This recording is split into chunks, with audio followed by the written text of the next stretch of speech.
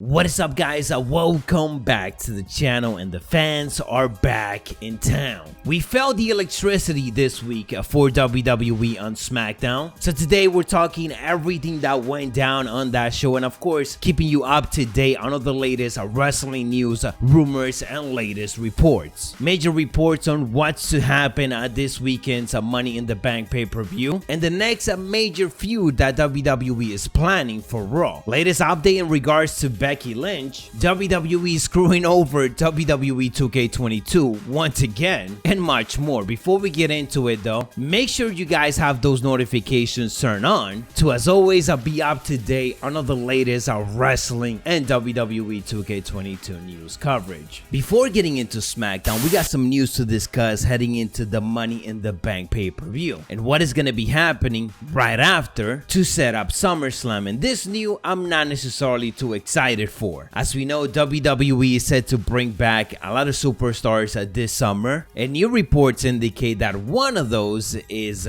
Goldberg. You could definitely hear my excitement for that, right? Definitely. Nonetheless, this is happening soon on Monday Night Raw. The plan is for Goldberg to make his return. FIFO is reporting that there will be an angle to set up Goldberg versus Bobby Lashley for SummerSlam. Presumably, that will be for the championship, which means that Lashley will retain against Kofi Kingston this Sunday at the Money in the Bank pay-per-view. So, potential spoiler alert, even though I just spoiled the whole thing for you. And it's not my fault, it is all because of Goldberg. Last time we got to see Goldberg, he wrestled at the Royal Rumble pay-per-view against Drew McIntyre, actually putting him over. Reports indicate that SummerSlam will be his last contracted match for this year, but there is of course always the possibility that a deal can be worked out for him to wrestle in more shows. Especially now that the audience is back, WWE is probably going to want to use him a bit more. And that is the concerning part. The fact that we could be getting Goldberg as champion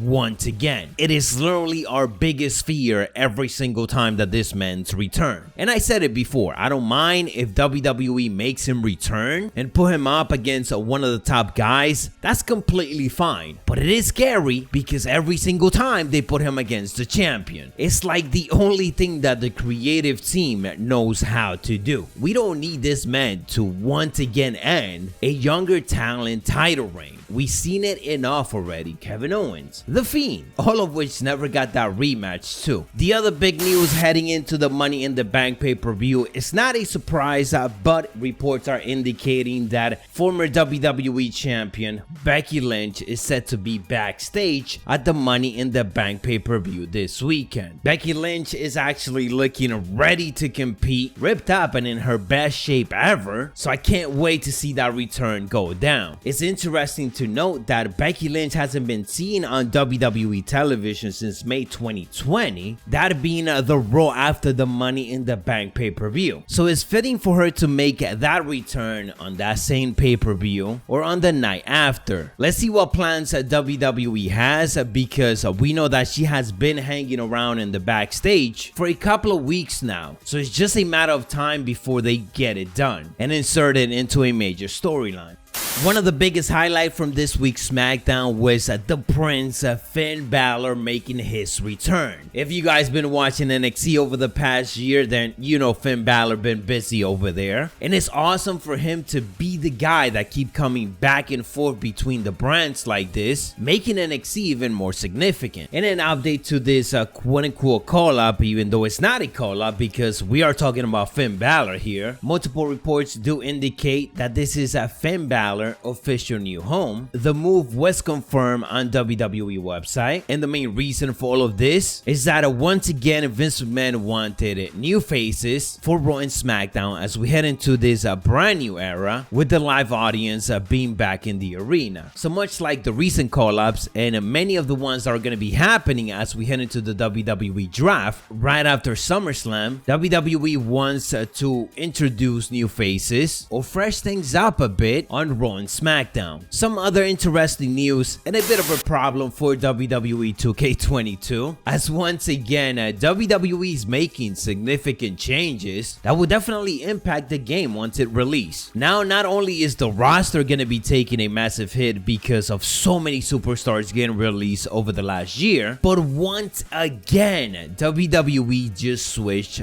the stage. And with that comes a lot of new things that WWE 2K are going to have to work on, because if they don't, the game is going to feel outdated. On SmackDown, they introduced a brand new set and a lot of brand new graphics for a lot of the superstars that competed on the show. Believe it or not, this is about the third time that WWE changed the set or modified it since WrestleMania, which was just 2.5 months ago. And you know what happened on WrestleMania? We actually got a WWE 2K22 trailer that already looked outdated because the Thunderdome style arena that they ended up showing was already too old, because again, every single month WWE was modifying it and changing it to the point where what we got on the trailer was completely different than what we've been seeing on television. Now WWE games got screwed once again. They're gonna have to make changes just 2 to 3 months out before the game comes out. There's no release date on it just yet, obviously, but this is just more extra work for them and resources of time that they need to put into updating this, when obviously they could have used that time to update the game elsewhere, improve features, add brand new ones, or even just fix up the game glitches. As for what went down on this week's SmackDown, we actually got some backstage news of a dark matchup that we got, because it featured a returning superstar. David Boy Smith Jr. made his return to the company after almost 10 years. He teamed up with NXT Austin Theory again on a dark match before SmackDown. The actual show though started off with good old Vince McMahon just saying a couple of words before kicking off. Of course, Vince McMahon had to come out there and get that big pop. He simply went out, had the microphone on his hand, and said, "What the hell you been?" before walking off. I actually marked out for this moment. Typical heel Vince getting that pop and then just walking away. Then out came Roman Reigns with the Uso, then Rey Mysterio and Dominic and Edge. All of these superstars got a massive pop. Edge was probably the biggest one, but again, it was just loud in there, which is awesome that the crowd is back, and it really makes a difference. Awesome 6-way matchup. Roman Reigns and the Usos defeated Edge, Rey Mysterio, and Dominic,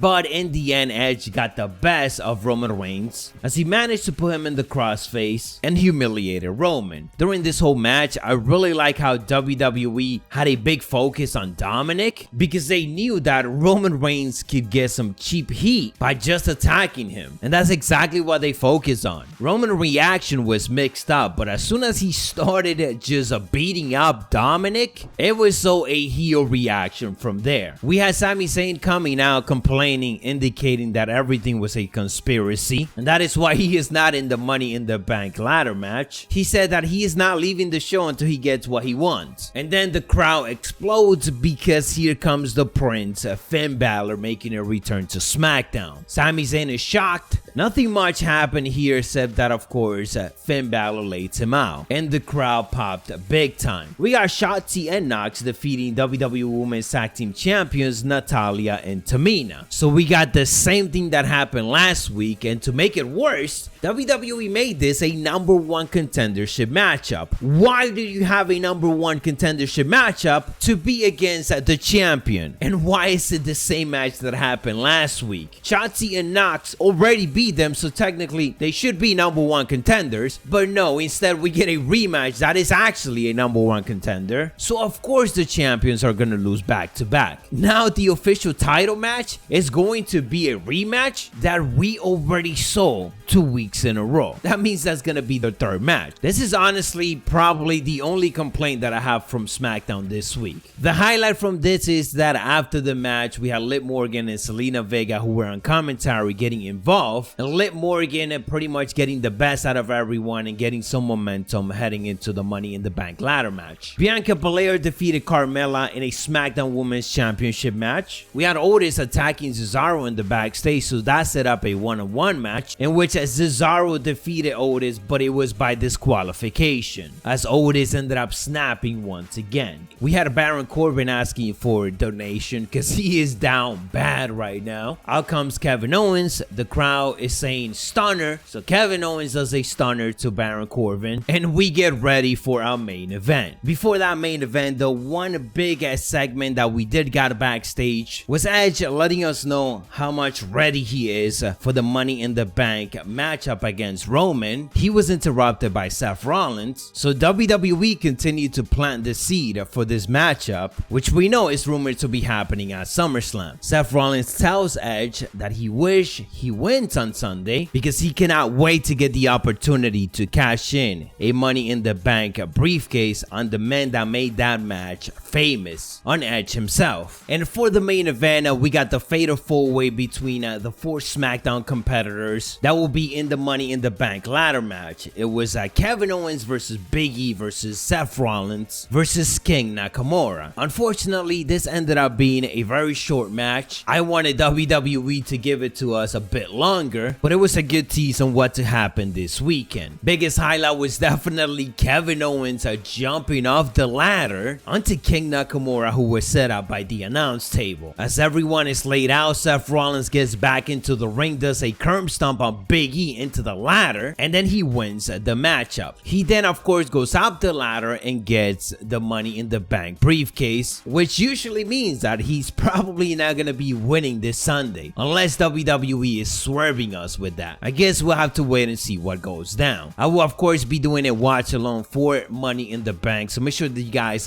have those notifications turned on. And if you enjoyed or found this informative, for more wrestling news, wrestling reports and rumors, make sure to subscribe to the channel. I'll catch you guys on the next one, so stay savage.